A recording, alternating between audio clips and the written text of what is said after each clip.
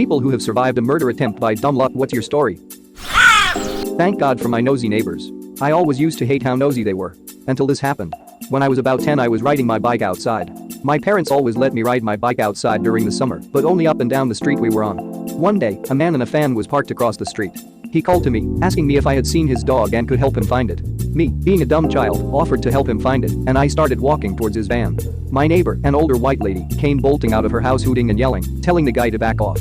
The dude got back in his car in a hurry and took off, and it wasn't until many years later that I realized how bad that situation could have been. Did you tell your parents? How did they react? I didn't want to tell my parents, but my neighbor walked me home and made sure to tell my mother. She didn't let me go outside for what felt like the whole summer. There was a bit of yelling and hugging too, none of which I understood at the time. Now that I'm older, I completely understand my mother's reaction. When I was about 10 my grandfather was dying from complications of his heart issues and mental deterioration. I didn't know him very well as the last time we had been in contact him was when I was a baby. My father never liked him and didn't bother coming with me and my mother to visit him in the hospital. When we got there he was resting peacefully and my mother went forward and whispered some words to him, I imagine about his current state of health. I hang back a little bit because the creepy old guy whom I didn't recall seeing in my whole life really freaked me out. Regardless of my anxiety my mom said I should approach grandpa and share some nice words with him. I understood by how sad my mother was that I shouldn't argue too much, so I approached his hospital bed to speak to him. He didn't seem conscious at all, so I just did what my mother did, leaning forward and just whisper some nice things to him. Things took turn when mid-sentence his eyes flare open and he stares at me making me stop what I'm saying. My heart dropped into my ass when he looked at me because it was pure hatred in his eyes. As soon as we made eye contact he bolted upright from his bed and wrapped his hands around my neck and started throttling me as hard as he could. I barely even remember what happened, but my mom was screaming for a nurse. And grandpa kept yelling at me while shaking my neck violently, fucking betrayal you betray me, and then he died. Almost as fast as it began it was over. His grip loosened and he flatlined. My mother was inconsolable and I was extremely confused and crying out of sheer trauma at the situation. Later after we managed to calm down a nurse explained to my mother that his severe dementia had left him barely coherent and it was likely he had thought I was someone else. I didn't learn this until several years later, but my mother suspected my grandfather saw my father in me. My father was an alcoholic womanizer and fairly abusive in my earlier childhood, and my grandfather resented him for it. I guess I look a little too much like my dad. My dad has a client that owns a number of fast food restaurants. One day we were working at one of his stores, remodeling, and talking about robberies. The client told us that when he was just getting into the fast food business, he lived in Colorado. He was assistant manager at a chain that required him to wear a tie. A drug addict came into the restaurant to rob them and grabbed him from behind, putting a knife to his throat. He opened the register and the guy attempted to slit his throat anyway, except the knife was dull and couldn't cut through the material of the tie. The client began to fight back and escaped with minor injuries. Addict went to prison and apparently he has the tie in a frame at home. Safety tie for the win, holy cow. Was a bouncer at a club in LA for a minute in the 90s. Stopped some dudes clearly affiliated in a gang at the door after they refused security checks. After a few minutes of their threats and Manson lamps they left spewing all sort of warnings. A little later it starts to wind down, and because it's a little slow and we're overstaffed, so I start to drink. I get a bit drunk, not wasted, but sleepy buzzed, so I tell my buddy I'm going to go lay down in the back of his car for a while. A few minutes after lying down I realize I have to piss. I get out and stumble a few into a spot between a guard gate for a parking lot and a building for a little privacy. There's a few dozen people milling around in front of the club. I'm about 25 feet away from the club's entrance and just off an alleyway. While I'm relieving myself, a dude runs right past in front of me, around the guard booth to my rear, and unloads a 9mm recovered rounds from backseat trunk roof bumper into the backseat of the car I just crawled out of. Bam bam bam bam. Unloading into the car. He then turns, runs right back past me and down the alley into the night. Don't think he saw me at all. Nothing really came of it. Except my partner was convinced I was a marked man and refused to be near me for a year or so. Edit. Holy crap, I kind of expected this to get buried. This was Los Angeles. I was about 25, almost 50 now, so some specifics are long gone, but I remember this. My buddy was genuinely terrified by this. I don't think he knew anything about it. In fact, he seemed to interpret the event as a larger conspiracy to have me snuffed, not some random pissed off dude making a point getting jumped in, and because he ditched the car wouldn't take my calls it got left at that. For those concerned with the car it was, like, a 1980s rusted out sedan, maybe a $500 car. Details about the slug's number of rounds fired were relayed to me later by third parties. My friend and I were known in the neighborhood, people were talking about it. Thank you for the well wishes. Honestly though, this wasn't even the first time I was shot at, it's been a long strange trip. Edit 2. Also, I tried to argue later that it's just as likely the guy was shooting at someone else across the street and that the car just got in the way. But there were holes all through that thing. Backseat had 4 or 5, another 2 or 3 went into the back window and ended up in the backs of the front seats, another 2 or 3 rounds went right into the trunk. I honestly don't know if he was a terrible shot or if he hit right what he was aiming for. Apologies if I'm doing this wrong, I suck at Reddit. Throwaway because it got some media. I'm a criminal defense attorney. I was representing this guy that had embezzled almost $500K from his business partner. He was looking down the barrel at several years in prison. A bunch of his assets had been seized by the government, was being sued by multiple creditors for north of $2 million, and was in the midst of an ugly divorce and wasn't allowed to see his kids. I was one of 3 lawyers he had: criminal, civil and divorce. He was drinking a lot and using coke. I used to get this incoherent phone calls in the middle of the night that ranged from threats to crying. He came to my office one day and asked for me, but I was in court. My secretary said he was perfectly civil. He then went to his divorce lawyer's office and shot him to death. Got stopped by the police a short distance away and was wounded in a shootout. He would later tell the cops that he had come to my office to shoot me that day and also planned to shoot his civil attorney. Why? You were presumably hired on to defend him, so why did he even do that? So confusing. I have a friend who had a party at his parents' house when he was in high school that a ton of random people went to. He got super drunk during the party and went upstairs to go to sleep, knowing that his friends would watch the party for him. My friend woke up from his nap to a guy from his school sitting on top of him stabbing him dead. He was stabbed 7 times before it stopped and he laid there on the bed dying. The only reason he is still alive is because his best friend came upstairs to ask him if it was alright if he made a frozen pizza and found him. The assailant was put in jail and recently was released, and it scares me to know that a guy who wanted to know what it would feel like to kill someone, said during the trial, is still out there free. There's a guy in my hometown named Bamboo Flute Blanchard, I am not joking, who stabbed his father for the same reason. His family is kind of locally famous, they're a weird, large, hippie family. Anyway, news article said he told his brother he wanted to know what it would feel like to kill someone, picked up the knife, and just walked on over and stabbed his dad. Also failed. Also made it out of jail pretty quickly, again weird family, father wouldn't even speak to the police about it, and the young man has been in and out of jail and psych wards ever since on various low-level and drug, acid-related stuff. Our neighbors when I was growing up had 3 kids the same ages as myself and my siblings. We were all friends and got along well for the most part. Their eldest child, I'll call him Peter, has Asperger's syndrome and was known to have outbursts that would sometimes be violent. One day, when I was 5 or 6, our mothers decided to take all 6 of us to a nearby wading pool because it was hot out. Well, due to that, it was pretty busy, and there were a lot of other kids. There were 2 lifeguards there, but were generally too busy chatting with each other to be doing their jobs, as my mother later tells me. I was off with my neighbor's daughter, was my age, and Peter. I don't remember why, but he suddenly flew into a fit and decided that I was at fault for something. He, being about 8 and a lot bigger than me, grabs my head and holds it under the water. I remember that. I remember not being able to breathe. I remember clearly thinking that I needed air or I was going to die. I remember fighting, but not being strong enough to get him off of me. Then I remember my mom's face. She had a clear look of both terror and fury. I remember looking over and seeing Peter sitting with his arms around his knees, rocking back and forth as his mother tried to calm him down. Then I remember my mom absolutely losing it on the lifeguards who had missed everything and were clueless as to why this tiny woman was screaming at them that her daughter had almost drowned on their watch. To this day, I have a fear of swimming and absolutely do not like having water on my face, even when I'm showering. I jumped out of a moving vehicle. This was in college in a different country. There were commuter buses that take us to and from the campus and dorms. I had to stay 30 minutes later for a project, so around 7:30 p.m. by then the commuter rush was gone. I was the only passenger and I was sitting at front next to the driver. He was acting already shady. It was dark and rainy. He made a sudden dark turn of a grassy unlit hill. He said something's wrong with the tires. I said I'm getting off. He won't let me. The hill leads to a cliffside where rapes and murders have happened before. I had the pointy stick of my umbrella facing him ready to jab if he tried anything, which he tried to reach and grab from me. I jumped and ran straight to the highway, where another commuter bus stopped, surprised seeing a girl coming out of the tall grasses.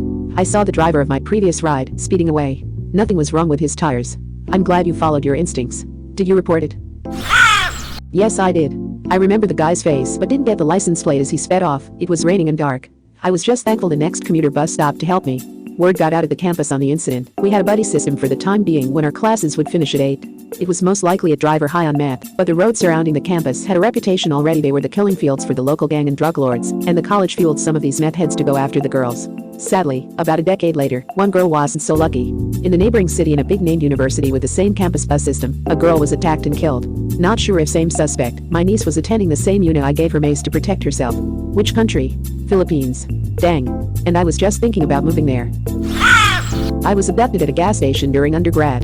The locks on my car were broken, and as soon as I got back in, a strange man came in and forced me to drive him to an ATM. I am paralyzed with fear, so any sense or reason I had went out the window. He claimed he worked at Wendy's and for my generosity, he would give me all the Wendy's I ever wanted. On the way to the ATM he showed me pictures of his daughters on his clearly stolen cell phone. Then a Whitney Houston song came on the radio, and he starts bawling his eyes out and screaming, "Why do all the good people have to die? Only bad things should happen to bad people." I go to the ATM, take out cash, give it to him thinking it's over. He then makes me get back in the car and drive him somewhere else. We pass by some train tracks and I'm thinking this is it, this is where I will be murdered. He asks me what I'm studying in school, and I tell him biochemistry. I believe in jet propulsion and all that shit. We are not alone, aliens are among us. He then makes me pull over at a gas station, and he tells me, "Drive away, sweetheart." I called the cops, had to do a lineup. Apparently this dude had done this to a ton of other women, and some were less unscathed than I was. I like that his best means of persuasion is fucking free Wendy's. In my late teens, I used to buy my weed from random dudes in the projects, low-income housing. One day we gave some money to a guy named 40. He took it and went inside one of the buildings. We waited in the car for several minutes. We started to think he had taken our money and left. Right about that time, a car full of coked-up white dudes pulled up beside ours. Apparently my friend owed them money. They pointed a gun at him and said that if he had enough money to buy weed, then he could pay them back. I really thought they were going to shoot us and just drive off like it was nothing, and I hadn't even done anything wrong. I thought I was gonna pee my pants. Right about that time, 40 came back out with our weed and an even bigger gun. He scared them away, and then we went back to his apartment and smoked a blunt. What a good man. Turns out he was only selling weed because he had a 6-year-old daughter, and that was the only way he knew to give her a better life than he had. I babysat his daughter occasionally for the rest of that summer. I really hope she got a decent childhood, and that her dad stayed safe and out of jail. TLDR, almost got shot but was saved by random drug dealer who turned out to be a decent fellow. My supposed best friend decided that my wife and I were too perfect. Therefore it must all be an act and I was obviously abusing her. He was at our house after I made an awesome dinner, and we were having fun drinking and singing karaoke. I went to the kitchen to put some glasses away, came back and leaned on the couch with him slightly behind me to the left of me. Then I heard a thunk and felt an amazing amount of pain on the top of my head. He had picked up the whiskey bottle on the table and smashed it into my skull. I was very confused as to what the fuck was happening. Then the blood started pouring. I didn't want to get blood everywhere, so I went to the kitchen.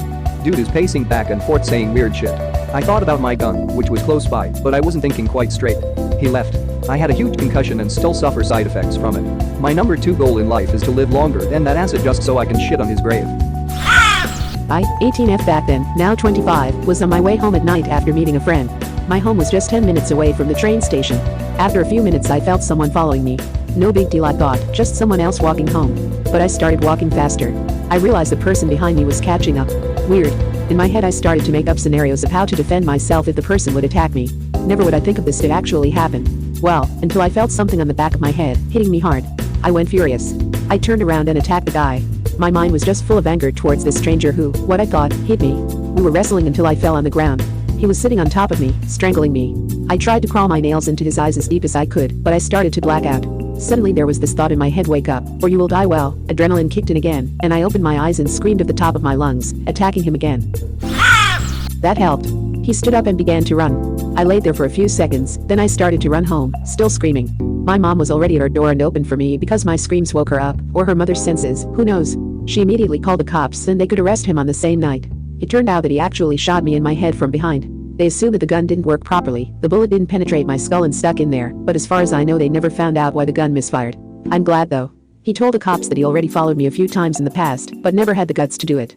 He wanted to kill me and rape my dead body. I know that's a wild story. I have some Swiss newspaper articles as a source if someone cares though. Sophomore year of college, went with a friend to go hang out at his old college. We were supposed to crash with a few friends of his, but we met a few ladies and ended up at a pool party. Next day went home and my friend started getting calls from one of his buddy's moms, asking if he'd seen him. Turns out in the middle of the night a few guys broke into the house, kidnapped my friend's buddy and roommate, took their car and drove them out to the middle of nowhere and executed them. I guess it was part of some gang initiation. I was supposed to sleep there with my friend. I still sometimes think about it and get the shivers. Edit. Spelling.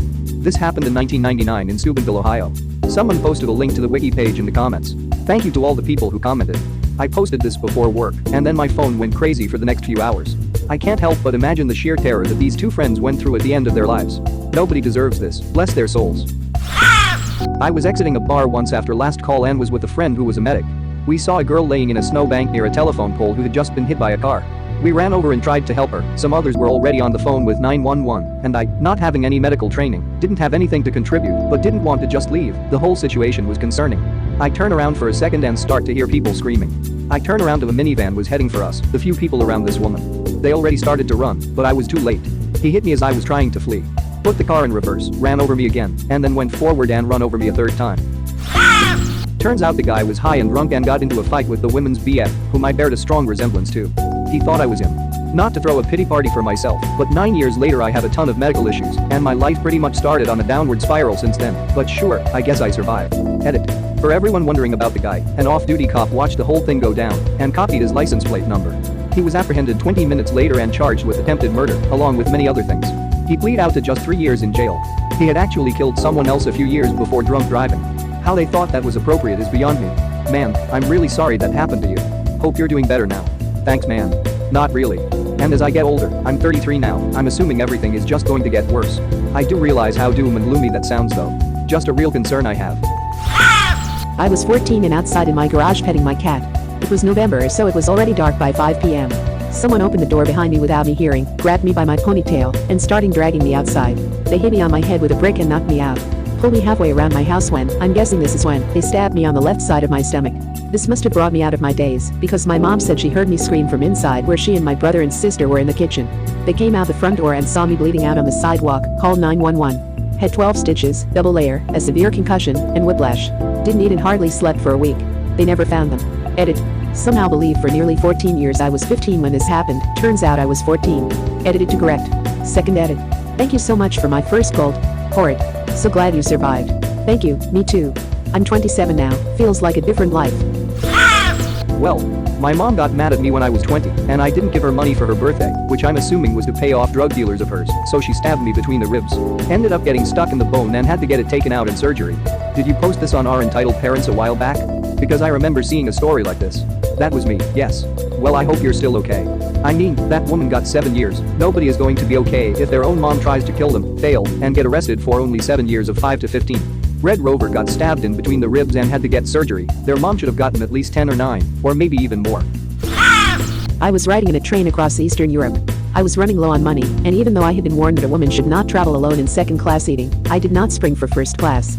I was sitting alone in one of the compartments that seat 6. This was also a mistake and a very stupid one to sit alone. Eventually the train stopped and a man got on who was very drunk. He came into my compartment and I guess thought I looked like his ex-wife. He attacked me. If it were not for the fact that this particular station was the border between 2 countries, I would be dead.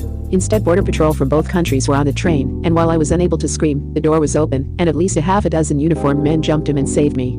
I was in the hospital for a little while but recovered. At one point during the trial, one of the cops asked me if I wanted him and his buddies to hold a guy down while I hit him. I thought he was joking. So I said no, go ahead, you do it. I was also joking. But it turns out they took it seriously and were about to. I did put a stop to that at least.